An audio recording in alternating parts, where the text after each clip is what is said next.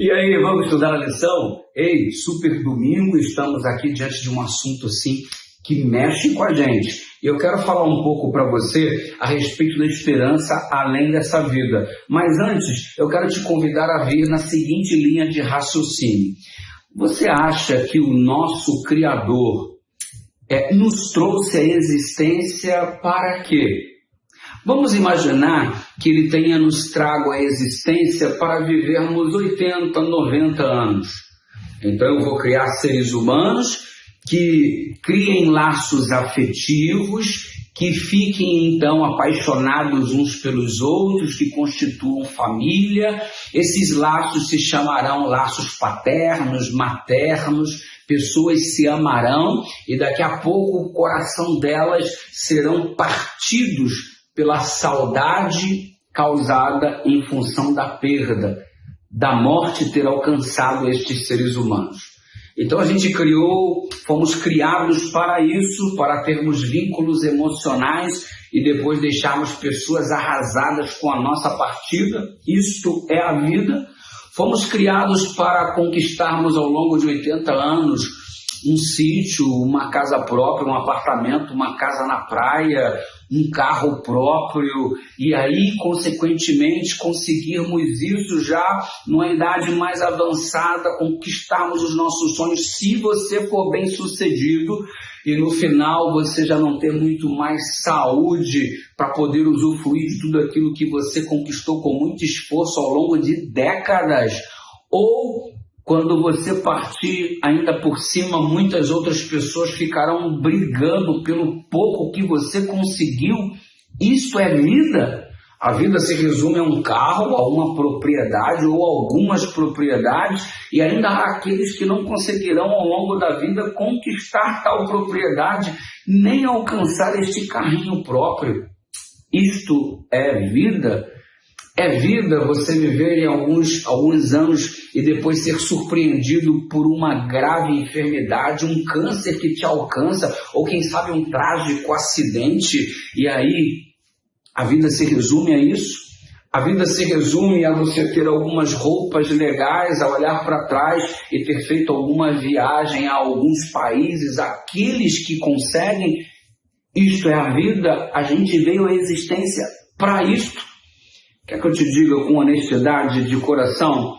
Seria muita futilidade se a vida se resumisse a isso. Que vida fútil é esta? Ei, se a gente não tem uma eternidade diante da gente, se a gente não tem um Cristo que virá nos buscar, a vida perde o sentido, se torna algo fútil. E aí a gente teria que abraçar o conceito de alguns filósofos, pensadores ou historiadores que, por não terem a esperança da volta de Jesus ou não abraçarem o plano de Deus na perspectiva bíblica, eles começam a vaguear em seus pensamentos para chegar à seguinte conclusão concernente a essa vida fútil sem Deus. Ou seja, Heródoto, um historiador, por exemplo, grego, dizia: nascia e já começava o período de luto. Então você nasce e já começa o seu período de luto. Nossa, que vida vazia. Ou então, um anúncio que aconteceu há pouco tempo nos Estados Unidos: para que viver se você pode ser enterrado por $10? Para que viver se no final você vai ser enterrado por $10? Ou então a futilidade da vida sendo exemplificada através da frase deste pensador: sou um pedaço de carne estragada em ossos em desintegração. É isso, sou um pedaço de carne estragada em ossos em desintegração. Nossa, que vida sem sentido, que vida fútil. Existe algo mais do que viver apenas 80, 90 décadas, se conseguirmos viver tudo isso. Existe algo mais do que simplesmente ter boas roupas ou lutar para ter um carro ou uma casa própria, ou quem sabe fazer algumas viagens. Existe um Deus que planejou um reino. Este reino foi frustrado inicialmente pela entrada do pecado e ele criou um plano de resgate. E este plano de resgate será plenamente executado através da volta de Jesus.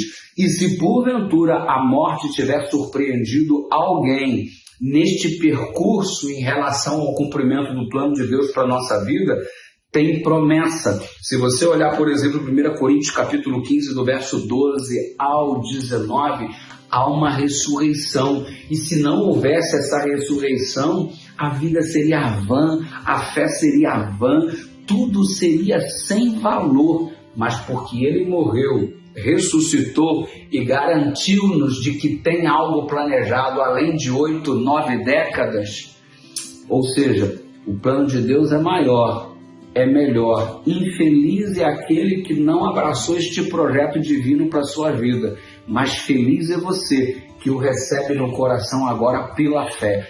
Deus seja louvado. Ore comigo. Obrigado, Deus querido, porque o Senhor não nos criou para uma vida fútil. Obrigado por teu plano relacionado à eternidade nos envolvendo, em nome de Jesus.